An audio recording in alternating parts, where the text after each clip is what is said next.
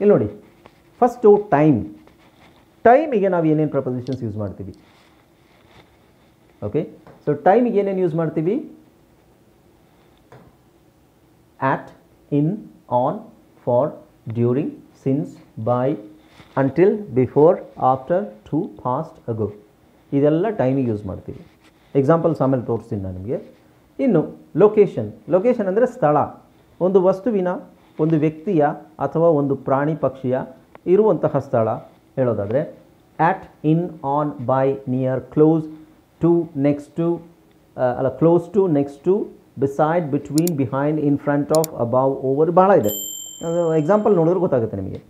Next direction R movement, ಯಾವ ಕಡೆ ಅದು ಚಲಿಸ್ತಾ ಇದೆ, ಒಂದು ವಸ್ತು, ವ್ಯಕ್ತಿ ಅಥವಾ ಇನ್ನೇನಾದರೂ ಯಾವ ಕಡೆ ಚಲಿಸ್ತಾ ಇದೆ ಅನ್ನೋದು. From, over, under, along, around, across, through, into, out, ಇದು ಬಹಳ ಇದೆ. ಅದು ಎಕ್ಸಾಂಪಲ್ ನೋಡಿದ್ರೆ ಗೊತ್ತಾಗುತ್ತೆ ನಿಮಗೆ. ಓಕೆ, ನಾವು ಏಜೆನ್ಸಿ, ಯಾರ ಮೂಲಕ, ಬೈ ಮತ್ತು with. Okay, instrument or device. Instrument ಅಂದರೆ ನಾನು ಏನಾದರೂ ಒಂದು ಇನ್ಸ್ಟ್ರೂಮೆಂಟನ್ನು ಯೂಸ್ ಮಾಡಿದ್ರೆ, ಯಾವುದಾದ್ರೂ ಒಂದು ಟೂಲ್ ಯೂಸ್ ಮಾಡಿದ್ರೆ ಅದಕ್ಕೆ ನಾವೇ ಬಳಸುವಂಥದ್ದು ಬೈ, ವಿತ್, ಆನ್ ಅಂತ ಹೇಳ್ಬೋದು. ನೆಕ್ಸ್ಟ್ ರೀಸನ್ ಆಫ್ ಪರ್ಪಸ್, ಕಾರಣ ಕೊಡೋದು. For, because, on account of, ಈ ಥರ ಎಲ್ಲ ಬರುತ್ತೆ. ಸೊ ಇದೆಲ್ಲ ಸ್ವಲ್ಪ ಹೈ ಲೆವೆಲ್ ಇಂಗ್ಲೀಷಲ್ಲಿ, ಬಟ್ ಸ್ಟಿಲ್ ನಾನು ಬೇಸಿಕ್ಕಿಂದನೇ ಹೋಗೋಣ. ಪೊಸೆಷನ್ ಅಂದರೆ ಯಾರ ಬಳಿ ಇರುವುದು. Of, by, belonging to. Hi friends, ಇದೊಂದು ವಿಶೇಷ ಸೂಚನೆ. ನಮ್ಮಲ್ಲಿ ಇದೀಗ ಆನ್ಲೈನ್ ಸ್ಪೋಕನ್ ಇಂಗ್ಲಿಷ್ ಕೋರ್ಸ್ನ ಹೊಸ ಬ್ಯಾಚ್ ಶುರುವಾಗಿದೆ. ನೀವು ಇನ್ಮೇಲೆ ಎಲ್ಲೂ ಹೊರಗಡೆ ಹೋಗಿ ಇಂಗ್ಲಿಷ್ ಕಲಿಯುವ ಅವಶ್ಯಕತೆ ಇಲ್ಲ. ಮನೆಯಲ್ಲೇ ಕೂತ್ಕೊಂಡು ಯಾವುದೇ ಟೆನ್ಷನ್ ಇಲ್ಲದೆ, ಏನು ಮುಗಿದಿರಬಿಲ್ಲದೆ ಇಂಗ್ಲಿಷ್ ಮಾತಾಡೋದನ್ನು ಕಲಿಯಬಹುದು. ಸ್ನೇಹಿತರೆ, ಸ್ಪೋಕನ್ ಇಂಗ್ಲಿಷ್ ಮಾತ್ರ ಅಲ್ಲ, ನಿಮಗೆ ಇಂಗ್ಲಿಷ್ನ ಓದಲಿಕ್ಕೆ ಬರಲಿಕ್ಕೆ ಬರಲ್ಲ ಅಂತ ಇಟ್ಕೊಳ್ಳಿ. ಈಗ ಇಂಗ್ಲಿಷಲ್ಲಿ ನಿಮಗೆ ಓದಲಿಕ್ಕೆ ಬರಲಿಕ್ಕೆ ಬರಲ್ಲ, ಬರೀ ನಿಮಗೆ ABCD ಮಾತ್ರ ಗೊತ್ತು, ಅಥವಾ ABCD ಗೊತ್ತಿಲ್ಲ ಅಂತ ಇಟ್ಕೊಳ್ಳಿ. ಸೊ ABCD ಗೊತ್ತಿಲ್ಲ ಅಂತ ಪರವಾಗಿಲ್ಲ, ನಾವು ನಿಮಗೆ ಇಂಗ್ಲಿಷ್ನ ಬೇಸಿಕ್ಕಿಂದನೇ ಓದಲಿಕ್ಕೆ ಮತ್ತು ಬರಲಿಕ್ಕೆ ಸಹ ಹೇಳ್ಕೊಡ್ತೀವಿ. ಅದು ಅಲ್ಲದೆ ನೀವು ಒಂದು ವೇಳೆ ಕನ್ನಡ ಬರಲ್ಲ ಅಂತ ಇಟ್ಕೊಳ್ಳಿ, ಕನ್ನಡನೂ ಹೇಳ್ಕೊಟ್ಟು ಕನ್ನಡದಿಂದ ಇಂಗ್ಲಿಷ್ನ ಹೇಗೆ ಓದೋದು, ಕನ್ನಡನೂ ನಾವು ಹೇಳ್ಕೊಟ್ಟು ಅದರ ಮೂಲಕ ಇಂಗ್ಲಿಷ್ನ ಹೇಗೆ ಕಲಿಯೋದು ಅನ್ನೋದನ್ನು ನಾವು ಈ ಕೋರ್ಸಲ್ಲಿ ಇನ್ಕ್ಲೂಡ್ ಮಾಡಿದ್ದೀವಿ. ಸ್ನೇಹಿತರೆ, ಈ ಕೋರ್ಸನ್ನು ಚಿಕ್ಕ ಮಕ್ಕಳನ್ನು ಹೊರತುಪಡಿಸಿ ಬೇರೆ ಯಾರು ಬೇಕಾದರೂ ಈ ಕೋರ್ಸ್ಗೆ ಜಾಯ್ನ್ ಆಗಬಹುದು. ನೀವು ಕೆಲಸ ಹೋಗೋರು ಇರ್ಬೋದು, ಮನೆಯಲ್ಲಿ ಇರ್ಬೋದು, ಅಥವಾ ನೀವು ಯಾವುದೋ ಒಂದು ಬಿಸ್ನೆಸ್ ಮಾಡ್ತಾ ಇರ್ಬೋದು. ಓಕೆ, ಸೊ ಯಾರು ಬೇಕಾದರೂ ಈ ಕೋರ್ಸ್ನ ಜಾಯ್ನ್ ಆಗಬಹುದು. ಹಾಗಾದರೆ ಸ್ನೇಹಿತರೆ, ತಡ ಯಾಕೆ? ಈ ಸ್ಪೋಕನ್ ಇಂಗ್ಲಿಷ್ ಕೋರ್ಸ್ ಮತ್ತು English basic reading and writing ಕೋರ್ಸ್ನ ಜಾಯ್ನ್ ಆಗಬೇಕು ಅಂತ ಆಸಕ್ತಿ ಇರೋರು ಈ ಕೂಡಲೇ ನಿಮ್ಮ ಫೋನ್ ತೆಗೆದುಕೊಳ್ಳಿ, ಹಾಗೂ ಇಲ್ಲಿ ಬರ್ತಿರುವಂತಹ ನಂಬರ್ಗೆ ಅಥವಾ ಕೆಳಗಡೆ ಬರ್ತಾ ಇರುವಂತಹ ನಂಬರ್ಗೆ ನೀವು ಕರೆ ಮಾಡತಕ್ಕದ್ದು, ಅಥವಾ ವಾಟ್ಸ್ಆ್ಯಪ್ನಲ್ಲಿ ಸಂಪರ್ಕಿಸಿ ನಿಮ್ಮ ಹೆಸರನ್ನು ರಿಜಿಸ್ಟರ್ ಮಾಡಿಕೊಳ್ಳಿ. ಮತ್ತು ಒರಿಜಿನ್, ಫ್ರಮ್, ಆಫ್. ಸೊ ಇದೆಲ್ಲ ನಿಮಗೆ ಎಕ್ಸಾಂಪಲಲ್ಲಿ ಎಕ್ಸ್ಪ್ಲೈನ್ ಮಾಡಿದಾಗ ಅರ್ಥ ಆಗುತ್ತೆ, ಈಗಲೇ ಅದು ತಲೆಗೆ ಹೋಗಲ್ಲ. ಓಕೆ, ಸೊ ಫಸ್ಟ್ ನಾವು ಟೈಮ್ ಪ್ರೆಪೊಸಿಷನ್. ಟೈಮ್ ಹೇಳಬೇಕಾದ್ರೆ ತುಂಬ ಜನ ಮಿಸ್ ಮಾಡೋದು ಇಲ್ಲೇ. ಬಹಳ ಜನ ಮಾತಾಡಬೇಕಾದ್ರೆ ಟೈಮಿಗೆ ನೀವು ಪ್ರಪೋಸಿಷನ್ ಹಾಕೋದಿಲ್ಲ. ಯಾಕೆ ಅಂದರೆ ಕನ್ನಡದಲ್ಲಿ ಪ್ರಪೋಸಿಷನ್ ಇಲ್ಲ ಅಂತ ಅಂದ್ಕೊಬಿಟ್ಟಿದ್ದಾರೆ. ಕನ್ನಡದಲ್ಲಿ ನಾನು 7 ಗಂಟೆಗೆ ಬರ್ತೀನಿ ಅಂತ ಹೇಳೋದಾದರೆ ಐ ವಿಲ್ ಕಮ್ 7 o'clock ಅಂತ ಹೇಳ್ತಾರೆ. 7 ಗಂಟೆಗೆ, ಹಾಗಾದ್ರೆ ನೀವು ಹೇಳೋದಾದರೆ ನಾನು 7 ಗಂಟೆ ಬರ್ತೀನಿ ಅಂತ ಹೇಳ್ಬೋದಲ್ಲ. ದ ಪ್ರಾಬ್ಲಮ್ ಈಸ್ ಟೈಮಿಗೆ ಪ್ರಪೋಸಿಷನ್ ಹಾಕೋದೇ ಇಲ್ಲ. ಟೈಮಿಗೆ ಪ್ರಪೋಸಿಷನ್ ಇಲ್ಲದೆ ಇರೋದು ಇದೆ sentence. Let's see proposition of time. Okay, so ಇನ್ನು ತಗೊಳ್ಳೋಣ. ಇನ್ನು ನಾವು ಟೈಮಲ್ಲಿ ನೋಡಿ, ಇನ್ನು ಬೇರೆ ಕಡೆನೂ ಬರುತ್ತೆ. ನಾವು ಇವಾಗ ಏನು ನೋಡ್ತಾ ಇದ್ದೀವಿ? Proposition of time. ಡೀಟೇಲ್ ಆಗಿ ನಾವು ತಿಳ್ಕೊಂಡ್ರೆ ಸ್ವಲ್ಪ ನಮಗೆ ಅರ್ಥ ಆಗುತ್ತೆ ಮತ್ತು ಯೂಸ್ ಮಾಡಬೇಕಾದ್ರೂ ಈಸಿ ಆಗುತ್ತೆ. ಇನ್ನನ್ನು ನಾವು ಎಲ್ಲಿ ಯೂಸ್ ಮಾಡ್ತೀವಿ? ಎಲ್ಲಿ ಅಂದರೆ ಬೇರೆ ಕಡೆನೂ ಯೂಸ್ ಮಾಡ್ತೀವಿ, ಬಟ್ ಟೈಮಲ್ಲಿ ಇನ್ನನ್ನು ಎಲ್ಲಿ ಯೂಸ್ ಮಾಡ್ತೀವಿ? ಡೀಟೇಲ್ ಆಗಿದೆ, ಇದು ಸ್ವಲ್ಪ ಟೈಮ್ ತಗೊಳ್ಳುತ್ತೆ, ಅರ್ಥ ಮಾಡ್ಕೊಳ್ಳಿ. ಹಾಗೆ ಡೀಟೇಲಾಗಿ ನೋಡಿದ್ರೆ ನಮಗೆ ಅರ್ಥ ಆಗೋದು. ಇನ್ನೊಂದು ಮತ್ತೆ ಬೇರೆ ಎಲ್ಲಾದರೂ ಅದು ಬಂತು ಅಂದರೆ ಇದ್ಯಾಕೆ ನಮಗೆ ಗೊತ್ತಾಗಲಿಲ್ವಲ್ಲ ಅಂತ ಅನಿಸ್ಬಾರ್ದು. ಸೊ ಡೀಟೇಲಾಗಿ ಕಲಿಬೇಕು. ನೋಡಿ, she will graduate from university in May. So proposition ಅಂದರೆ ಏನು ಅಂತ ಕೇಳೋದು. ಏನಂತ ತಲೆ ಕೆಡಿಸ್ಕೊಬೇಡಿ. ಅದಕ್ಕೆ ಕನ್ನಡದಲ್ಲಿ ಏನಂತಾರೆ ಗೊತ್ತಿಲ್ಲ, ನನಗೂ ಗೊತ್ತಿಲ್ಲ. ಈ ದಲ್ಲಿ, ರಲ್ಲಿ, ಅಲ್ಲಿ, ಬಲ್ಲಿ ಇವೆಲ್ಲ ಕನ್ನಡದಲ್ಲಿ ಏನಂತೀವಿ? ಯಾರಿಗಾದ್ರೂ ಹೇಳೋಕ್ಕಾಗುತ್ತಾ? ಗೊತ್ತಿಲ್ಲ. ಸೊ ಪ್ರಪೋಸಿಷನ್ಗೆ ಅದೇ ಮೀನಿಂಗು. ಏನು? ಇನ್, ಆ್ಯಟ್ ಇವೆಲ್ಲ ಬಳಸೋದೇ ಪ್ರಪೋಸಿಷನ್. ಈ ಪದಗಳಿಗೆ ಪ್ರಪೋಸಿಷನ್ಸ್ ಅಂತೀವಿ. ಈಗ ನೋಡಿ, she will graduate from university in May. May ತಿಂಗಳಲ್ಲಿ. ನಾವು ಇಲ್ಲಿ ಮೇ ದಲ್ಲಿ ಅಂತ ಯಾಕೆ ಬಳಸಲ್ಲ? ಮೇದಲ್ಲಿ ಬಳಸ್ತೀರಾ ಯಾರಾದರೂ? ಮೇದಲ್ಲಿ. ಜೂನಲ್ಲಿ, ಮೇದಲ್ಲಿ ಅಲ್ಲ, ಮೇ ಅಲ್ಲಿ, ಜೂನಲ್ಲಿ, ಸೆಪ್ಟೆಂಬರಲ್ಲಿ,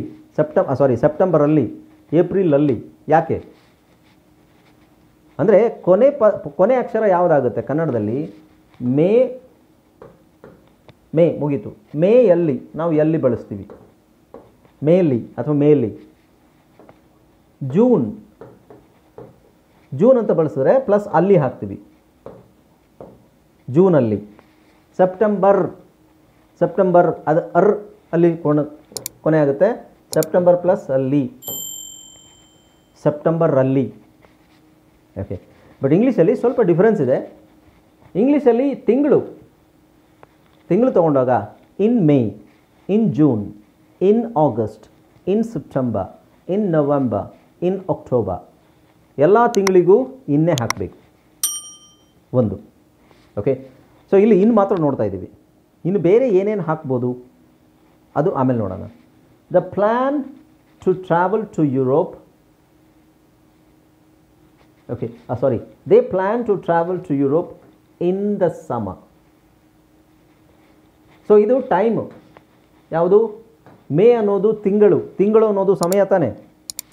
30 ದಿನಗಳ 30 ಅಥವಾ 31 ದಿನಗಳ ಒಂದು ಇದು ಕ್ಲಸ್ಟರಿಗೆ ತಿಂಗಳು ಅಂತ ಹೇಳ್ತೀವಿ. ಸಮಯ ಆಬ್ವಿಯಸ್ಲಿ ಟೈಮ್ ತಾನೇ ಅದು. ಒಂದು ವರ್ಷ ಟೈಮ್ ಅಲ್ಲ ಅಂತ ಹೇಳೋಕ್ಕಾಗುತ್ತಾ? 1 ಗಂಟೆ 2 ಗಂಟೆ ಮಾತ್ರ ಟೈಮ್ ಅಂತ ಹೇಳ್ತೀವಿ. ಒಂದು ತಿಂಗಳು ಅನ್ನೋದು ಟೈಮ್ ತಾನೆ. ಓಕೆ, ಸೊ ಟೈಮಿಗೆ ನಾವು ಇನ್ನು ಹಾಕ್ತೀವಿ. ಆಮೇಲೆ ಇನ್ ದ ಸಮರ್. ಸಮರ್ ಅಂದರೆ ಒಂದು ಸೀಸನ್. ಸಮರ್ ಅಂದರೆ ಏನು? ಸೀಸನ್, ಬೇಸಿಗೆ. ಸೊ ತಿಂಗಳಿಗೆ ಇನ್ನು ಹಾಕಬೇಕು. ಸೀಸನ್ ಬಂದಾಗಲೂ ಸೀಸನ್ ಅಂದರೆ ಕಾಲ. ಸೀಸನ್ಗೂ ನಾವು in summer, in winter, in autumn, in spring, in ಅಂತಲೇ ಹಾಕಬೇಕು. ಆಮೇಲೆ ನೋಡಿ, I have a dentist appointment in an hour. In an hour, on ಅಲ್ಲ, ಆ್ಯಟ್ ಅಲ್ಲ, ಫ್ರಮ್ ಅಲ್ಲ, ಯಾವುದಲ್ಲ, ಇನ್ ಆ್ಯನ್ ಅವರ್. 1 ಗಂಟೆಯಲ್ಲಿ ನನಗೆ ಒಂದು ಡೆಂಟಿಸ್ಟ್ ಅಪಾಯಿಂಟ್ಮೆಂಟ್ ಇದೆ. ನೆಕ್ಸ್ಟ್, ಸೊ ಇಲ್ಲೇನಾಯಿತು? ತಿಂಗಳು, ಸೀಸನ್, ಕಾಲ, ಗಂಟೆ. Okay, next, I was born in 1992. I was born in 1992. ನಾನು 1992ರಲ್ಲಿ ಹುಟ್ಟಿದೆ. ಇದೇನಿದು? ವರ್ಷ. ವರ್ಷಕ್ಕೂ ಇನ್ನು ಹಾಕಬೇಕು. Okay, next, in the 60s. In the 60s, 60ರ ದಶಕಗಳಲ್ಲಿ. 60ರ ದಶಕಗಳಲ್ಲಿ 1990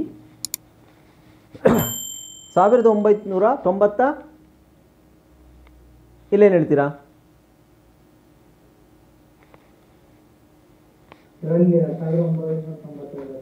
ರಲ್ಲಿ. ಅದನ್ನು ರಲ್ಲಿ ಇಲ್ಲಿ ಹಾಕೋಕ್ಕಾಗುತ್ತಾ? ದಶಕಗಳಲ್ಲಿ. ದಶಕರಲ್ಲಿ ಆಗುತ್ತಾ? ಇಲ್ಲ. ಕನ್ನಡದಲ್ಲಿ ಇದೊಂದು ಸಮಸ್ಯೆ ಇದೆ. ಬಟ್ ನಮಗೆ ಸಲೀಸಾಗಿ ಮಾತಾಡ್ತೀವಿ. How? Because we are native speakers, mother tongue ಆಗಿರೋದ್ರಿಂದ. ಓಕೆ, ಇಂಗ್ಲೀಷಲ್ಲಿ ಸೊ ಕೆಲವುದನ್ನು ನಾವು ಪ್ರಾಕ್ಟೀಸ್ ಆಗಬೇಕದು, ಓದಿ ಗೊತ್ತಾಗಬೇಕು. Okay, in the 60s, at the 60s ಅಲ್ಲ, ಆನ್ ದ 60s ಅಲ್ಲ, ಇನ್ ದ 60s, ಅಲ್ಲಿ. ಇನ್ the 60s people Woh colourful clothes. 60ರ ದಶಕದಲ್ಲಿ ಜನರು ತುಂಬ ಬಣ್ಣದ ವಸ್ತ್ರಗಳನ್ನು ಧರಿಸುತ್ತಿದ್ದರು. ಇನ್ the 19th century. In the 19th century, century ಅಂದರೆ ಶತಕ. ಇದು ದಶಕಗಳು, 60ರ ದಶಕಗಳಲ್ಲಿ. ಇನ್ ದ 19th century, 19ನೇ ಶತಮಾನದಲ್ಲಿ, 19ನೇ ಶತಮಾನದಲ್ಲಿ, ಇಲ್ಲಿ ದಶಕಗಳಲ್ಲಿ, 92ರಲ್ಲಿ ಎಲ್ಲ ಚೇಂಜ್ ಆಗುತ್ತೆ ಕನ್ನಡದಲ್ಲಿ. ಇಂಗ್ಲೀಷಲ್ಲಿ ಒಂದೇ ಇರುತ್ತೆ. In the 19th century, factories were built. Factories ಕಟ್ಟಲ್ಪಟ್ಟವು. ಇನ್ ವಿಂಟರ್, ಅಗೇನ್ ಇದು ಯಾವುದು?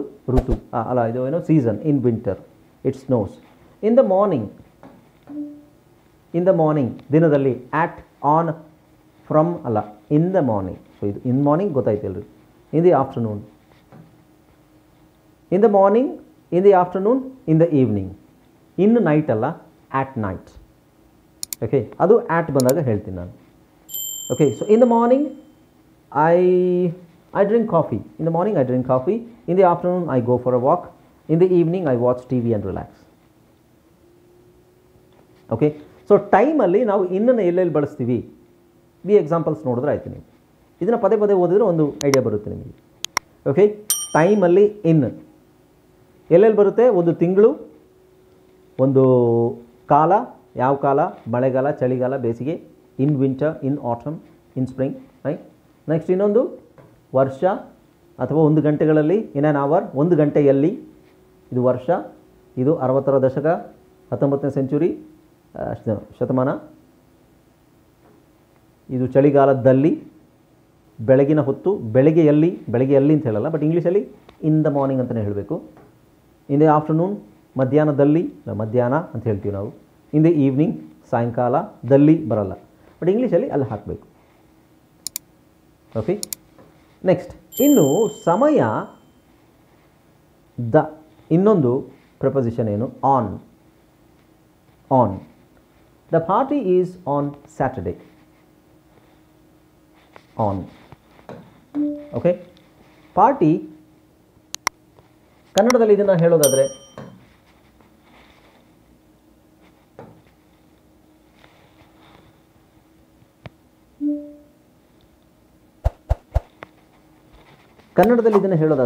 The party is on Saturday.